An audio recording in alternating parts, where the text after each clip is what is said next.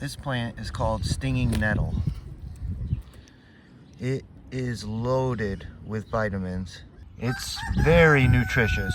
This is a nutritious little treat that grows in most people's yards or woods. This little plant, it can pack a punch. It's got a nasty little sting. You can see the little thorns on there. There's actually a little chemical on them that causes a really bad sting. But early in the year, this time of year, when they first start coming out of the ground, that sting's non-existent. That chemical hasn't secreted yet, so there's no sting. I'll be honest, their sting is nasty. I've gotten into these things where the sting has lasted for 2 days. You can still kind of feel it. There's one report of a fatality over in New Zealand.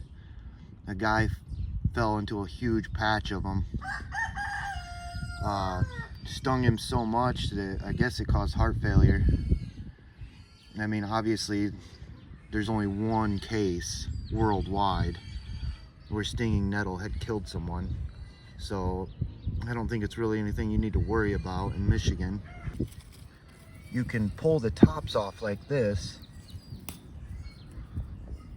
and this little top is what a lot of people harvest. You can eat the whole plant, but this part's pretty tender. So if you just start grabbing these tops like this and you collect them, and you can throw them in a soup or a stew. You can just eat them raw. You can just pop the tops off. It's like popping a little Flintstone vitamin on your hike. You can harvest them year round, but as the year goes on, they get more of their sting. If you are real sensitive to plants, even this time of year, you'd probably still want to wear gloves to harvest it. If you do harvest it later in the year and it's already got its stinging properties, you can always cook it and that will eliminate the stinging. If you freeze dry them or if you cook them, the stinging will go away. So it's not like you're gonna get, you put this thing in your mouth after you get done cooking it and it's gonna sting you. No, all that will be gone. But yeah, whenever we harvest it, I make a pretty simple little cream soup, and I add it with a little bit of meat. It ends up being a pretty good little stew. I know the kids like it. So that's important. If the kids like it, then it must be somewhat good. Yeah, they're pretty prolific on our property. We get probably too much of them. I've been trying to push them back towards the tree lines.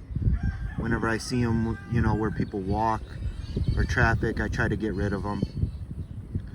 But I'll be honest with you, I've been foraging for a few years now, and these have an amazing flavor to them. You throw these into like a cream of mushroom soup, with some pork, they're really good. And they're extremely good for you. Some have argued that this is the most nutritious food on the planet. But yeah, I like to harvest just the tops. Just pop the tops off, like that. I think it's got the best texture, best flavor. And it leaves the rest of the plant to grow, for the rest of the year.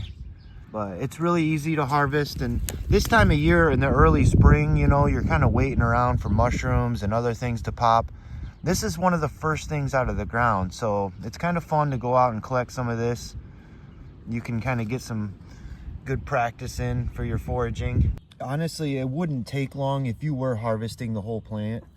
It wouldn't take long to gather up a lot of this stuff. And they get really tall. I mean, they're just now growing, so eventually they'll get, probably knee high, maybe even waist high.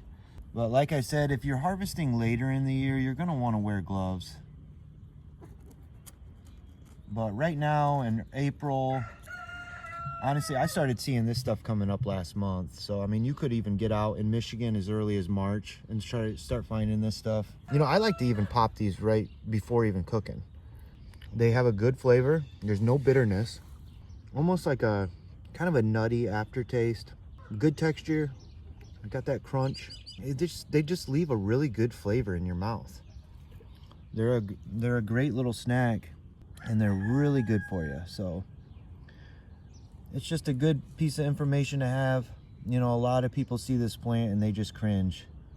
But if you know the medical and the food properties that go with it, it's not as intimidating. It's actually a good sight to see.